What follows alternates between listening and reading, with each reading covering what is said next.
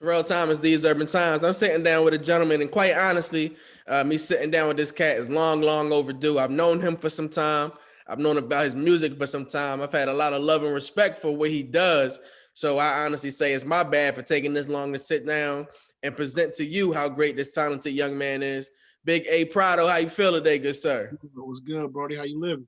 I'm good, man. Once again, I appreciate your time. I know I told you that off camera, but this is long, long overdue. You know what I'm saying? It's been some years in the making, and I'm glad you're starting to begin to get some of the recognition that you deserve out here because you've been putting in some work for some time.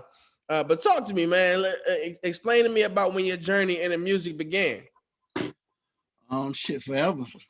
That's the best I can say is forever. I don't know. I ain't never been in time in my life I ain't love music, so I feel like the journey been began.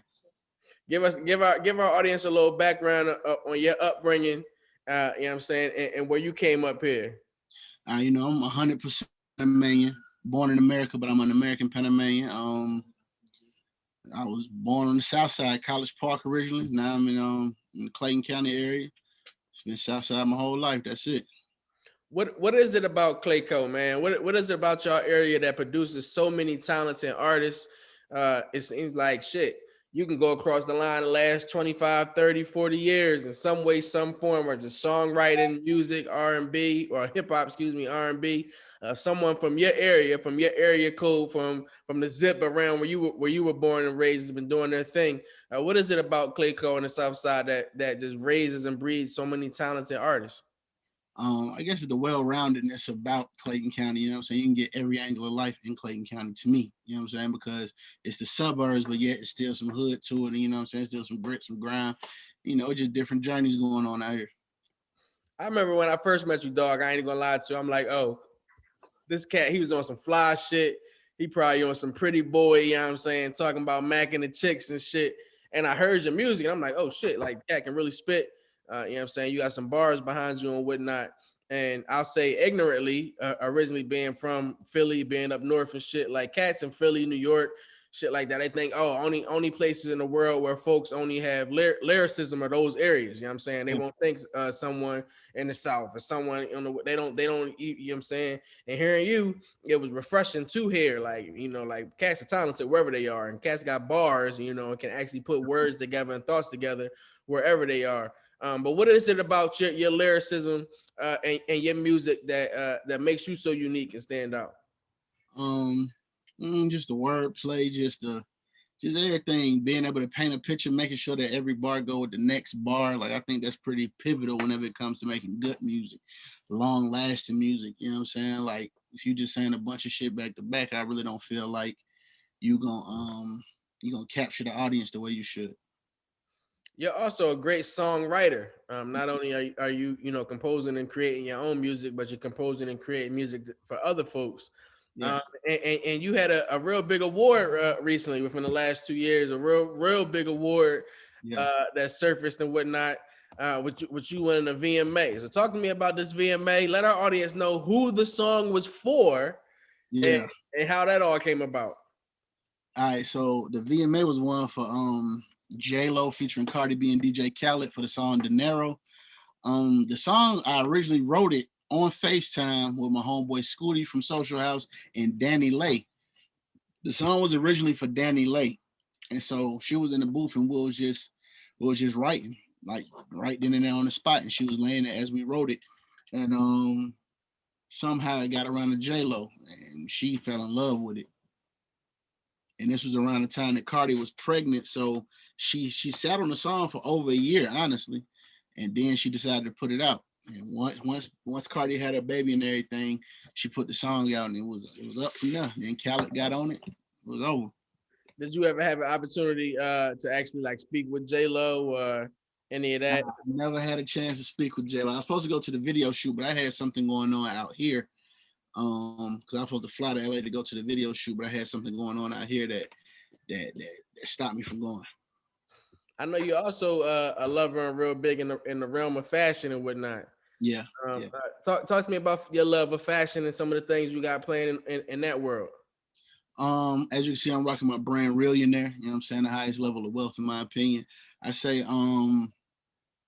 with fashion, it's always been a big thing for me because I've always been a big dude. But You know what I'm saying? When it come to being a big dude, the shit they selling our size ain't talking about Nathaniel. Ain't talking about nothing. So of course I started having to custom make my own clothes, and you know what I'm saying, finding ways to, sometimes if a shirt only come up to a certain size, I piece two of them together and make it my size. You know what I'm saying? Like that's just always been my thing. I feel like the way you carry yourself is the way people receive you. You know what I'm saying? Before words are spoken, they got to see you. So I always try to make sure I look up the par, look the part, make people say, I ain't never seen a big boy put that on, or, you know what I'm saying, carry yourself that well. And, you know, that's it. Just fashion play a big part, just because I believe fashion and music go hand in hand. Well, fashion and hip hop, you know, it's part of the culture. So I try to make sure I incorporate those two heavily. So do you pull out the sewing machine and get the cloths and the fabrics and put it together yourself and everything? I never made pieces from scratch like that, but like back in the day, my brother Manolo Prado, we started the original deconstruction of Dickie shirts. Like somebody came along that was more popular than us and bit the idea, but so I used to cut out like team logos and sew them by hand, like for real, trace it, cut it, like it was all cutting. So spent hours just making the shirt. But yeah, I definitely know how to sew. I ain't sewed in a minute though. Now I have a seamstress that I go to, but yeah, Nolo really get down with everything though. Okay. And give us a little bit more of the definition that you were saying behind Reallionaire and why you decided to go with that name for your brand. Just because I believe, like I said, Reallionaire is the highest level of wealth, and I just believe that, you know what I'm saying, when you're real with yourself, that's the realest you can be. It don't matter the amount of money you have, you know what I'm saying. The brokest man can be the richest man if you're real with yourself, you know what I'm saying. So Reallionaire is just that. You know what I'm saying? That's how I like to carry myself. Just like the single say, Dro, the real one. You got to be real at all times. 2020 was a different year for all of us, as we see. Like we're doing things virtually. The shit, it seemed like almost a little bit before this time last year, I was running into you every other day in the studio and stuff like that. You know what I'm saying? How has 2020 impacted you and your career? And what are some things of what you've learned about yourself throughout 2020 and the pandemic? I ain't gonna lie, 2020 helped me a lot musically. I don't know if it's because people had time to sit down and just actually focus on things that are coming out and pay attention to people, but it helped me out a lot. Honestly, I dropped a video for Dro, and ever since then, a lot of stuff just been going up and moving up, leveling up. A lot of people hitting me up, working with a lot of different people. You know what I'm saying? Just anytime I pop out, somebody know who I am, like on some just like regular people, like, hey, you Big A Prado. I'm like, yeah, like, boy, your music hard, you know what I'm saying? Usually I'm clutching like, who, what? You know what I'm saying? Like, what you talking about? But it's like now it's being recognized for the music, and that just feel good. But 2020 taught me really just you know what I'm saying, the more you care about yourself, the better off you're gonna be. The less you stop caring about opinions, you know what I'm saying? You ain't got to see the people in the world like that for you to live a good life.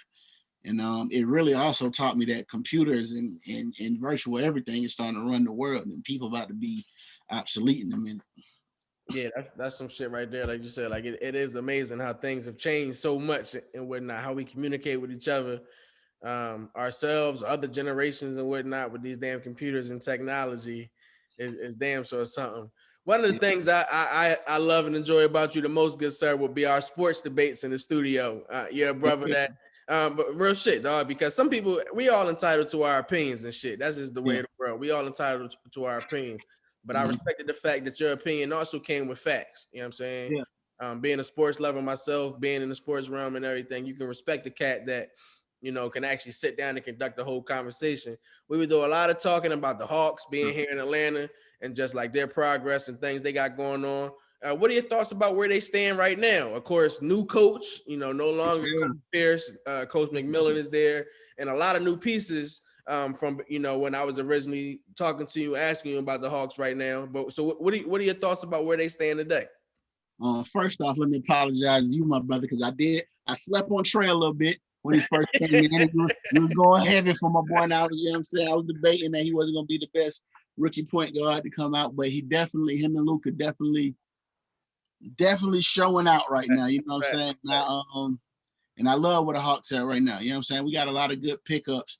You know, Atlanta sports period have a real bad problem with not knowing how to pick players, but I feel like the pieces that they're putting together will eventually come together and create a long lasting team that's going to make it deep into, you know what I'm saying, the postseason and everything. But as of now, we still building, and I feel like we're going to still get far this year. Okay. I don't know if we're going to take the East, but I know we're going to definitely be in the playoffs. Okay. What were your thoughts when they brought Lou Will back?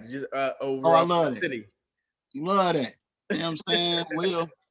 Will hard, man. You know what I'm saying? Undersized, but he plays so big. You know what I'm saying? Probably like I fuck with that. I fuck with Lou Will heavily. Okay. And the NFL draft is right around the corner. Have you been paying attention to any of the moves the Falcons have been making? New coach and Arthur Smith. Some people are they got the number 4 pick, and some thoughts that they might back out of that pick. Some folks are saying go ahead and draft Justin Fields or a talent like that. Have you paid attention to any of that? And if so, what are your thoughts on that matter? Man, them folks talking about trading the number 4 pick is the dumbest thing I've heard like in a long time. Like, and the fact that these folks still love Matt Ryan, like, man, I ain't even a big name dropper like that, or just, you know what I'm saying, like to speak negatively like that. But man, look, bro, we got to get rid of that boy, man. We got to get rid of that boy. Some of them players gonna get rid of themselves. Like, man, I'm straight. I don't even want to. I don't even want to goddamn stay over here. You know what I'm saying? We got one of the greatest receivers to play the game, and we ain't got the right person putting the ball in his hands, in my opinion. You know what I'm saying? Like, Gonzalez got out of here because he was like, man, I'm not getting this nigga to throw me the ball no more. I'm out of here. I'm just gonna retire. That nigga retired. I believe Gonzalez still had a couple good years in him, but not there. He wasn't gonna, you know what I'm saying? He wasn't gonna make it far. Right. Well, they definitely need to draft a new young quarterback. They got some good precision on their throw. Okay. Yeah. You're a man that I've seen, make a lot of things happen on your own. You've spoken things into fruition. I hear you say you're going to do this, and then the shit happens, and things of that nature. I hear you say you want to accomplish this, then it happens. What advice? And you do these things independently. You do them on your own.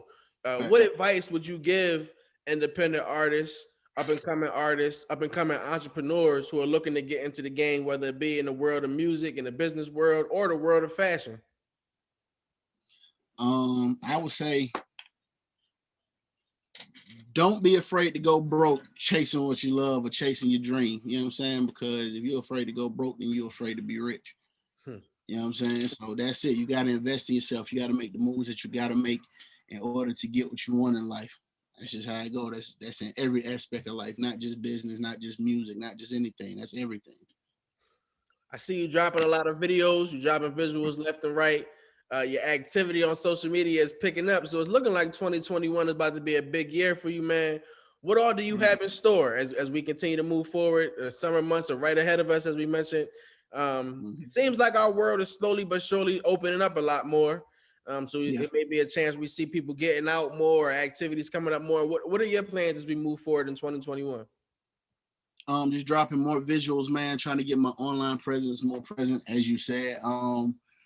And get these streams going, man. These streams, that'd be the hardest part sometimes is the online campaign, man, because everything ran digitally. So you got to know how to, you know what I'm saying, tweak the algorithm and get in there and make sure that you're popping up on these people timelines and popping up on these people YouTube search engines, and you know what I'm saying, all the playlists, and that's just what I'm trying to do this year.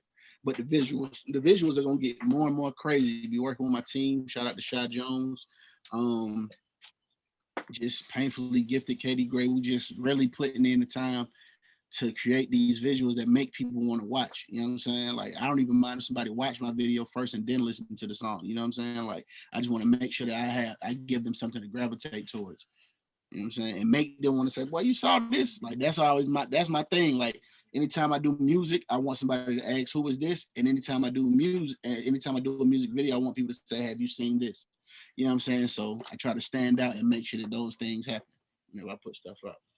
If I'm a cat who, after watching this interview, is like, damn, I want to hear more from Big A Prado, I want to know more about his sound and his music, could you give me 2 or 3 records in which you feel like define you the best, or some of your favorites? That's tough. I got Ferrari Prado out right now, and I got Dro, the EP. Of course, Dro, the real one. Of course, that. Southset. And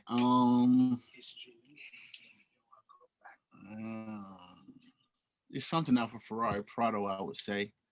Song would be Corner. You got Corner. You got. Damn, what you say? You got a whole heap of shit going on. Oh no. Just I would say Corner, Southset, and Dro, because those are 3 different types of records. Okay.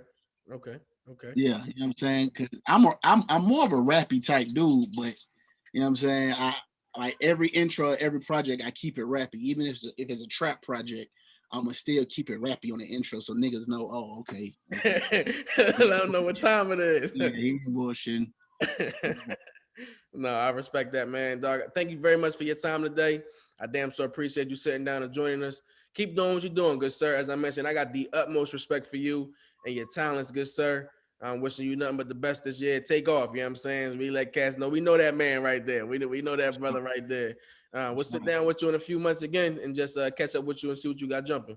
I bet, bro. Appreciate you, man. Vice versa on everything you said too, bro. A lot of respect and love, bro. All love. Please let our audience know how they can check you out via social media and where they can check your music out on streaming services. Big A Prado, everything. BIGA PRADO. Peace and blessings, dog. Be safe out here. I got you too.